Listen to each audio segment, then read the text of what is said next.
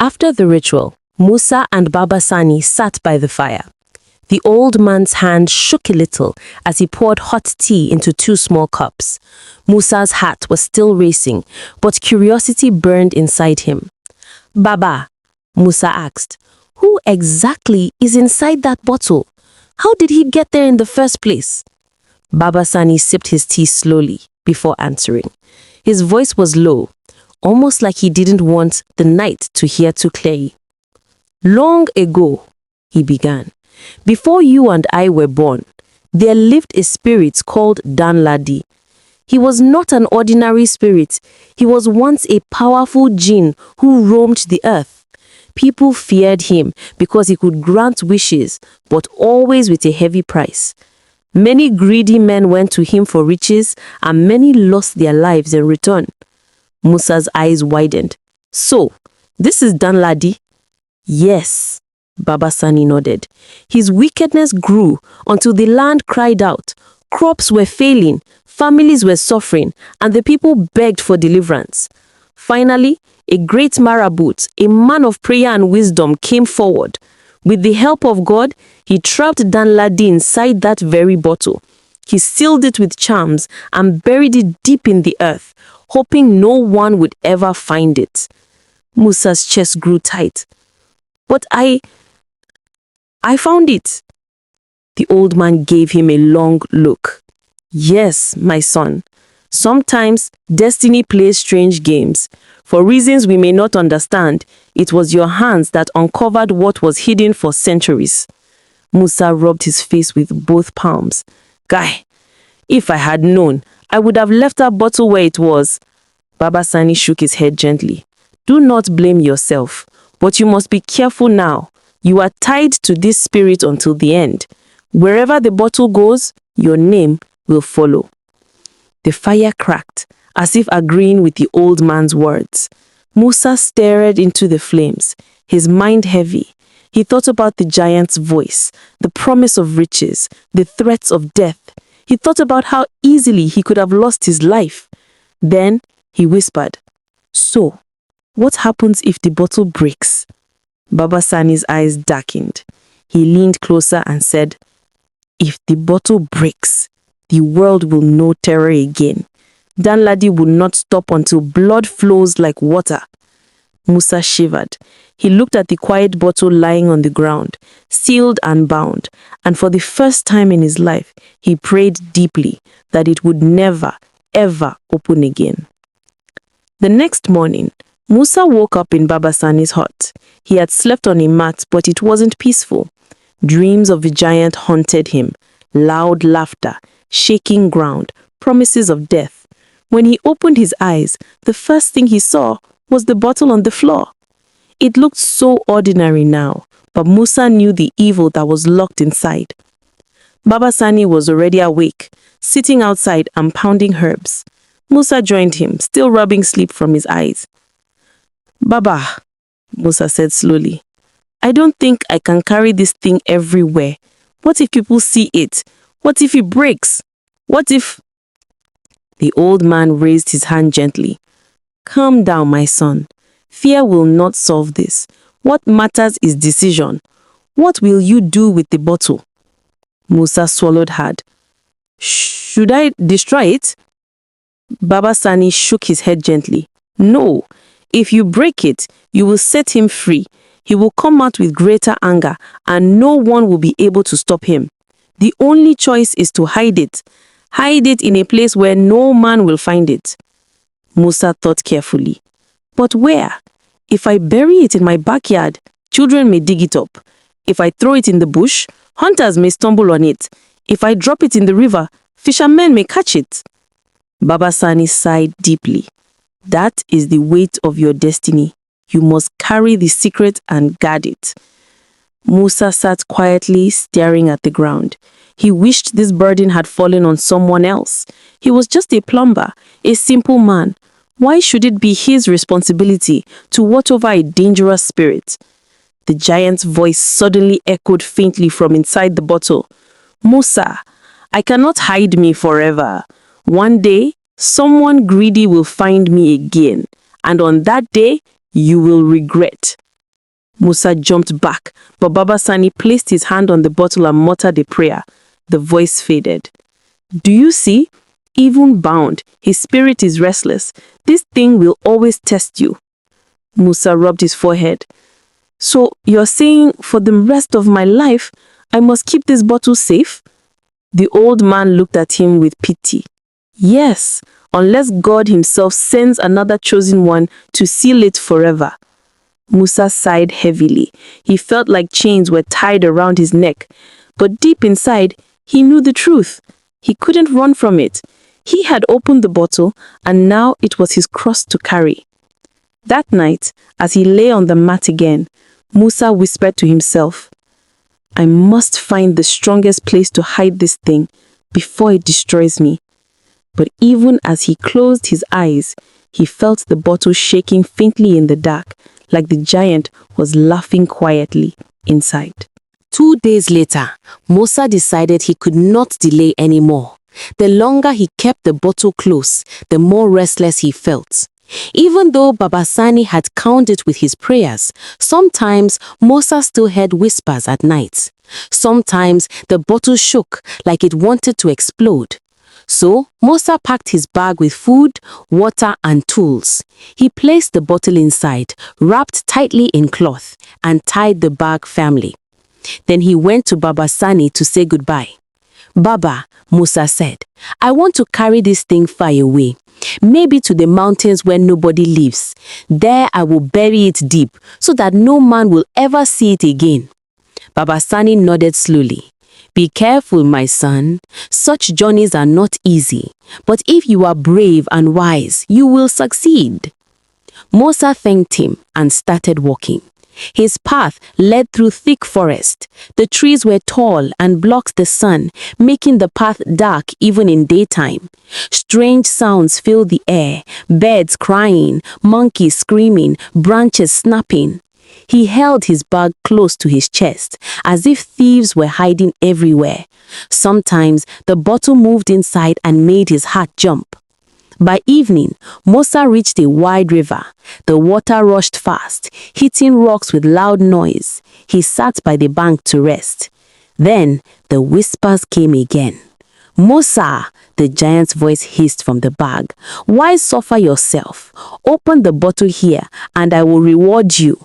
I will give you wealth greater than kings. You will never walk again. Musa squeezed his eyes shut. Shut up. I don't want your riches. The voice grew louder. You are a fool. You will bury me and another man will find me. Why not be the one to enjoy? Musa jumped up angrily. He lifted the bag and almost threw it into the river, but he stopped. His hands trembled. Baba Sani's warning echoed in his mind. If you break it or release him, the world will suffer. Musa sank to his knees sweating. God, help me finish this journey. He crossed the river with his small canoe and continued walking into the mountains. The road was steep. His legs pained, but he refused to stop. At night, he made fire and ate dry bread, but sleep refused to come. The bottle rattled by his side, whispering promises, threats, and curses. By the third day, Musa reached a high place deep inside the mountain forest. The ground was rocky, the air cold, and no sign of humans anywhere. He dropped his bag, looked around, and nodded. Yes, this is the place. Nobody will come here. He began to dig with his spade. Sand and stones scattered as he walked. Sweat ran down his back, but he didn't stop until the hole was deep. Finally, he held the bottle in his hands. The spirit inside laughed softly. Musa, bury me if you like, but know this, spirits do not die. One day, one hand will lift this bottle again. Musa's hands shook, but he ignored the voice. He lowered the bottle into the hole, covered it with soil and stones, and packed the ground firmly with his spade. Then he stood up, breathing heavily, stayed there forever. But as he turned to leave, a cold wind blew suddenly through the mountain. It brushed his ear like a whisper. This is not the end. Musa froze. His chest tightened. He knew the spirit's words were true. After burying the bottle in the mountain, Musa returned to his village. His legs were tired, his body ached, but his heart was lighter. He told himself, "It is over now. The spirit is gone. My life can go back to normal." For a while, things seemed fine. Musa picked up his tools again and went back to plumbing work. He fixed leaking taps, repaired broken pipes, and people paid him well. But soon, strange things began to happen. At night, Musa dreamt of the giant. In his dreams, the giant's eyes glowed red as he shouted, "You cannot hide me forever, Musa. I will return." Musa always woke up sweating, his chest pounding.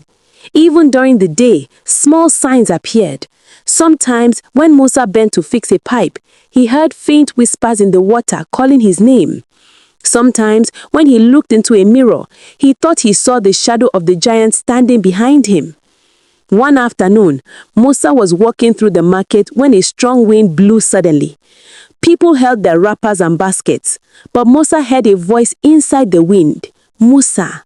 He froze, almost dropping the yams he was carrying. Nobody else seemed to hear it. Another time, as he walked in a customer's backyard, he dug the soil to check a pipe, and his spade hit something hard. His heart almost stopped, thinking it was the bottle again. But when he dug deeper, it was only a stone. He laughed nervously, but deep inside he knew the spirit had not left him alone. One evening, Musa sat outside his house staring at the sunset. Children were playing in the street. Women were cooking. Life was normal around him. But Musa's heart was heavy. He muttered to himself, "I buried that thing far away. Why am I still feeling its presence? Why can't I have peace?" Just then, a little boy from the neighborhood ran up to him. His boy's eyes were wide, his voice shaky. "Musa, I saw something," the boy said. Musa frowned. "What did you see?" The boy whispered. "I saw a tall man standing by your window last night. His eyes were shining like fire. But when I shouted, he disappeared." Musa's body went cold. He knew immediately it was the giant's shadow. He looked at the boy and forced a smile. "It was nothing, my child. Go and play." But when the boy left, he held his head in his hands. The truth was clear. Even though he buried the bottle, the spirit's grip on him was not finished. Musa could no longer bear the strange signs. The dreams, the whispers, the shadows, they were eating him up. So one morning, he carried himself back to Baba Sani's compound. The old man was sitting under the mango tree, counting prayer beads. His face was calm, but when he saw Musa's troubled expression, he knew something was wrong. "Musa, my son," Baba Sani said softly, "what is chasing you this time?" Musa sat down quickly and poured out his story, the dreams of the giant, the whispers in water, the shadow at his window, and the little boy's testimony. When he finished, Baba Sani sighed deeply. Musa, you did well to bury the bottle, but listen carefully. Evil spirits are not like goats you tie to a tree.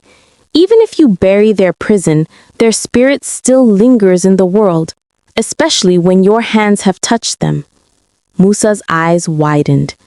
"So you mean it will never leave me?" The old man shook his head slowly. "It can leave, but it requires strong cleansing and great sacrifice. Spirits like that do not just walk away.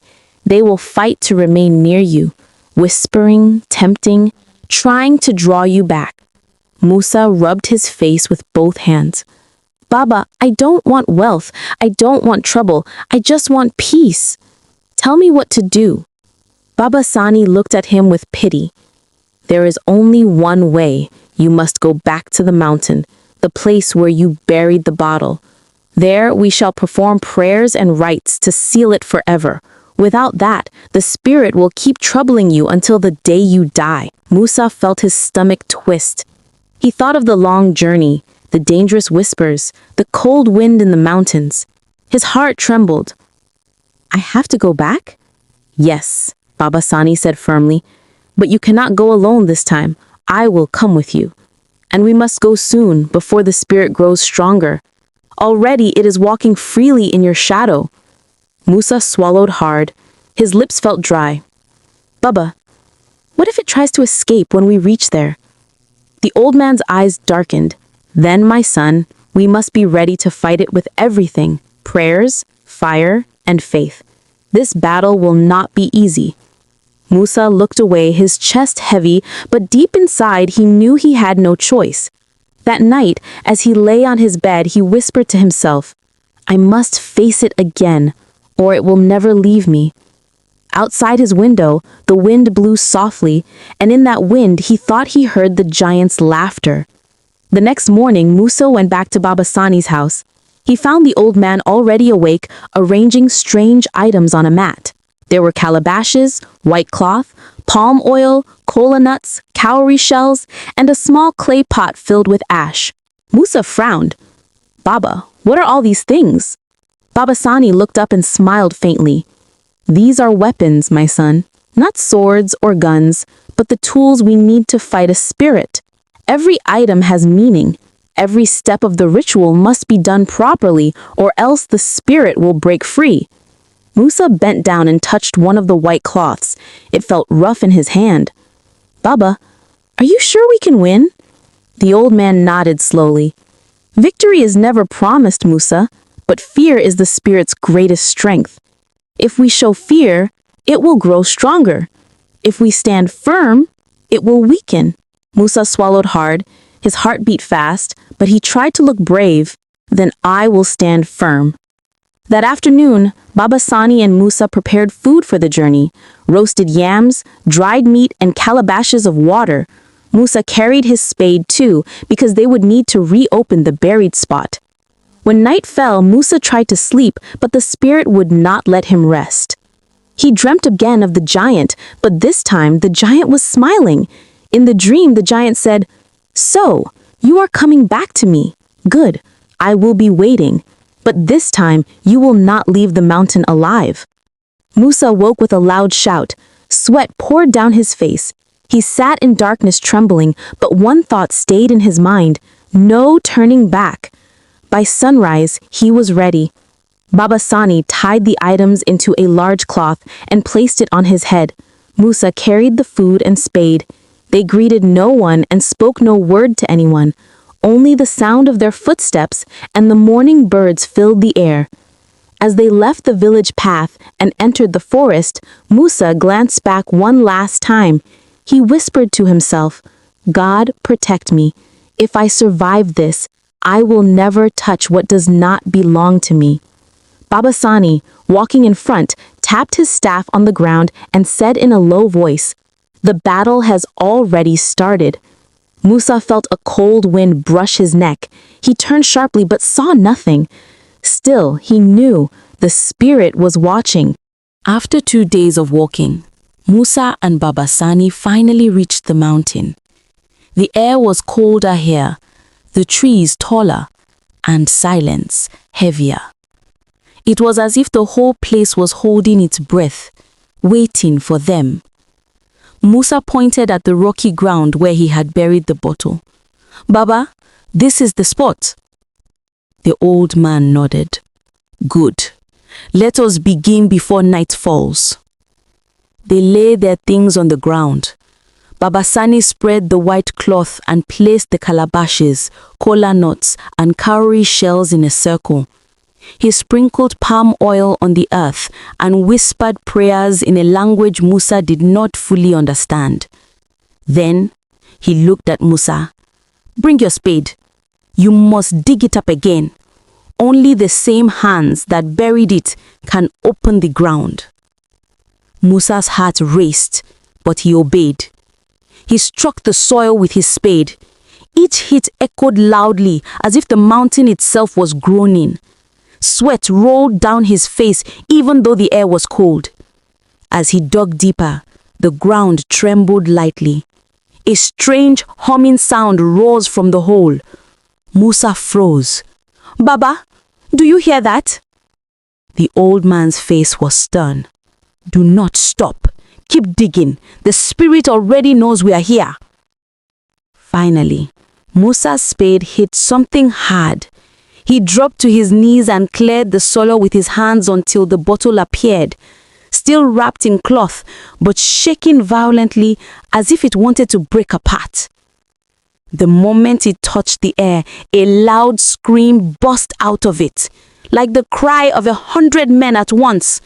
Birds flew out of the trees and the ground shook. Musa fell back in fear. "Baba, it's too strong. We cannot control it." Baba Sani shouted, "Stand firm. Do not let fear win." He grabbed a clay pot of ash and poured it around the bottle, chanting louder and louder. The bottle rattled and rolled, but the ash formed a barrier that kept it from moving further. The spirit's voice boomed from inside. "Fools! You think your weak prayers can stop me? I will break free and swallow you both." Musa covered his ears, shaking. But Baba Sani kept chanting, his voice strong like thunder. He threw kola nuts into the fire they had set, and the smoke rose into the sky. Then he ordered Musa, "Take the white cloth and cover the bottle." Musa's hands trembled. The cloth felt heavy, like it carried the weight of 1,000 stones. As he placed it over the bottle, the screaming grew louder, the wind roared, and the trees bent as if bowing to the spirit's anger. Musa thought the cloth would fly away, but strangely it stuck, glowing faintly. The old man lifted his staff and slammed it on the ground. "By the power of the Almighty, you will remain sealed forever." The bottle shook one last time, then went completely still. Silence fell over the mountain. Musa panted, staring at the cloth-covered bottle. "Is it over?" Baba Sani's eyes were serious. "Not yet. The spirits will try one more time before we finish. Be ready." As he spoke, a low laughter echoed around them, deep, mocking, and cold. The mountain wind carried the voice. "You cannot end me so easily." Musa's heart jumped. He looked at Baba Sani, who tightened his grip on the staff. The real battle was only beginning. The laughter echoed through the mountain like thunder, and suddenly the ground cracked beneath them. The cloth covering the bottle shook violently, glowing red as if fire was trapped inside. Musa staggered back. "Baba, it's breaking free!" Baba Sani stood tall, gripping his staff with both hands. "Hold your courage, Musa. If we fear, we are finished." The cloth burst into flames, and from the bottle arose a black mist that twisted into the shape of the giant. His head touched the treetops, his eyes burned like fire, and his voice roared. "I warned you. You cannot bind me. I will destroy you both, and this land will belong to me." Musa fell to his knees, shaking. "Baba, it's too strong. We cannot win." But the old man shouted, "Stand up, Musa. This is your fight too. The spirit is tied to you because you opened its prison. Only your faith can seal it again." Musa's heart pounded. His whole body wanted to run, but he remembered how the spirit had whispered, tempted, and tormented him. He clenched his fists and shouted, "No, you will not control me again." The giant's shadow hand reached for him, but Baba Sani threw kola nut into the fire and they exploded like thunderclaps. The spirit screamed. "Now, Musa," Baba Sani cried, "pour the ash." Musa grabbed the clay pot of ash with shaking hands and flung it over the spirit. The wind caught it, spreading the ash like a cloud. Wherever the ash touched, the giant's body burned and melted like wax. The spirit roared in pain, shaking the ground. "Musa, foolish boy, I could have made you a king." But Musa shouted back, "I don't want your riches. Stay buried forever." With one last scream, the giant collapsed into the bottle, dragging the fire and smoke back with him. The ground shook violently, then went still. The bottle lay on the soil, cracked, smoking, but no longer moving. Baba Sani fell to his knees, exhausted. Musa dropped beside him, breathing heavily. The mountain was silent again. Even the birds dared not sing. Is it over?" Musa whispered. Baba Sani touched the cracked bottle and nodded slowly. Yes, we have sealed it. Its power is broken. But remember this, Musa. Evil never dies completely. If someone finds this and plays with it again, the world will face the same danger. Musa shivered. He helped Baba Sani gather the remains, and together they buried the bottle deeper than before, covering it with heavy stones. When they finished, Baba Sani looked at Musa. Learn your lesson, my son. Greed opens doors that courage may not be able to close. Musa nodded, tears in his eyes. I will never forget, Baba, never. As they walked down the mountain, the evening sun painted the sky red. Musa felt lighter, freer, as if chains had hardened off him. Yet, deep inside, he knew the giant's last words were true. One day, someone else might dig it up. And when that day came, another story would begin.